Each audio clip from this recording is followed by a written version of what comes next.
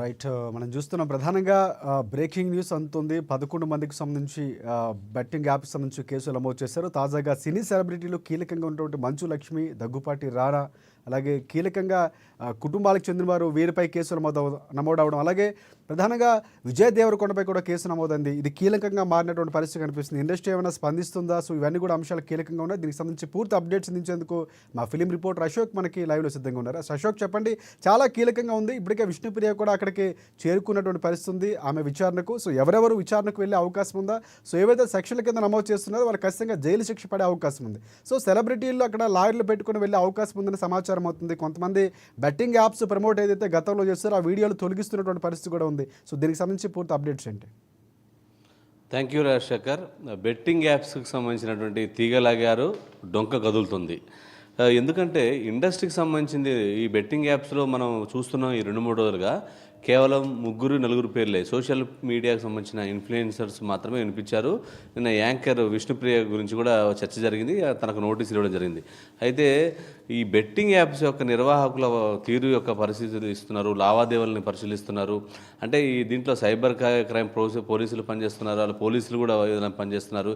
ఈ బెట్టింగ్ సంబంధించినటువంటి ఇలా ఆశ్చర్యకరమైన విషయం ఏంటంటే 25 మందిపై సినీ సెలబ్రిటీపై కేసు నమోదు చేశారు. దీంట్లో ముందు చేసుకుంటాం హీరో రానాపై, హీరో విజయ్ దేవరకొండపై, ప్రకాష్ రాజ్పై, మంచు లక్ష్మిపై కూడా వాళ్ళు కేసులు వేయడం జరిగింది. అంటే వీళ్ళు కాక నిధి అగర్వాల్ వీళ్ళందరిపైన కూడా ఎవరైతే బెట్టింగ్ యాప్స్కి సంబంధించి ఎవరు చేస్తున్నారో వీళ్ళకి డబ్బులు ఇచ్చిన వాళ్ళు ఎవరు, ఈ మనీ లాండరింగ్లో జరిగినటువంటి విషయాలు ఏంటి అంటే పోలీసులు ఏ కోణంలో ఆలోచిస్తారంటే ఈ బెట్టింగ్ యాప్స్ వల్ల ఈ సెలబ్రిటీస్ అయితే ఎవరైతే చూసారో వాళ్ళ స్వార్థం కోసం, అంటే జరగబోయే నష్టాన్ని గుర్తించకుండా వాళ్ళు హవాలా రూపంలో కూడా డబ్బులు తీసుకున్నారు. డబ్బులు కూడా కేవలం 1 లక్షల కోట్ల రూపాయల్లో కూడా లావాదేవీలు జరిగినాయి. అసలు ఒక యాప్ ప్రమోషన్లో వీళ్ళు ఎందుకు బాధ్యత వహించారు? వీళ్ళన్నిటిని కూడా పోలీసులు తీసుకుంటున్నారు. ఎవరైతే ఉన్నారో వీళ్ళకి సంబంధించిన అందరికి కూడా నోటీసులు, కొంతమంది సెలబ్రిటీస్ అందుబాటులో కొంతమంది ఉంటే కొంతమంది ఫోన్ స్విచ్ ఆఫ్ చేసుకొని అప్ స్కాన్లో ఉన్నారు. అంటే మొత్తానికి మాత్రం తప్పించుకునే ప్రయత్నం చేశారు. కొంతమంది విదేశాలకు కూడా, హర్షసాయి, ఇమ్రాన్ ఖాన్ కూడా విదేశాలకు దుబాయ్కి వెళ్ళినట్టు కూడా ఒక సమాచారం ఉంది. అయితే పోలీసులు మాత్రం ఎవరిని విడిచిపెట్టేది లేదు, ప్రతి ఒక్కరిని కూడా అరెస్ట్ చేస్తాం, వాళ్ళ కుటుంబానికి సంబంధించిన సభ్యులను కూడా మీరు సంప్రదిస్తాం, ఎవరైతే ఈ యొక్క కేసులో ఖచ్చితంగా విచారణకు హాజరు కావాలని చెప్పేశారు. విష్ణుప్రియ కూడా చెప్పారంటే ఆ నటిగా అలాగా యాంకర్గా విష్ణుప్రియ బిగ్ బాస్లో కూడా చేసింది, తనకు తీసుకోవడం ఆ ఫోన్ కూడా సీజ్ చేశారు. ఈ ఫోన్ సీజ్ చేయడం కాదు, వీళ్ళ కాల్స్ రికార్డింగ్స్, వీళ్ళ లావాదేవీలు, బ్యాంక్ నుంచి కూడా లావాదేవీలు చేస్తున్నారు, వీరు ఎవరెవరితో చేశారు, ఎన్ని కోట్ల రూపాయలు చేశారు అనేది కూడా ఉంది. అయితే ఈడీ కూడా దీంట్లో చాలా సీరియస్గా ఇన్వాల్వ్ అయిపోయింది. ఎందుకంటే ఇది ఆషామాషిగా ఒక 100 లక్షల రూపాయలు జరిగింది, కోట్ల రూపాయల్లో జరిగినటువంటి లావాదేవీలు మనం చూసాం.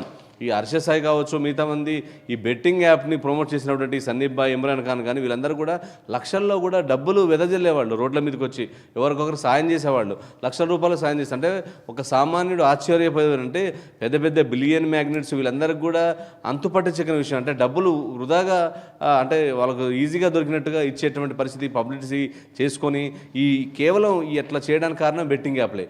ఈ బెట్టింగ్ యాప్లను నిర్వాహకులకు సంబంధించినటువంటి డీటెయిల్స్ తీసుకుంటున్నారు, ఐపీ అడ్రస్లు తీసుకుంటున్నారు, ఫోన్ కాల్ రికార్డ్స్ తీసుకుంటున్నారు, ఈ సెలబ్రిటీస్ని కూడా హాజరు కావాలని చెప్పేసి చెప్తున్నారు.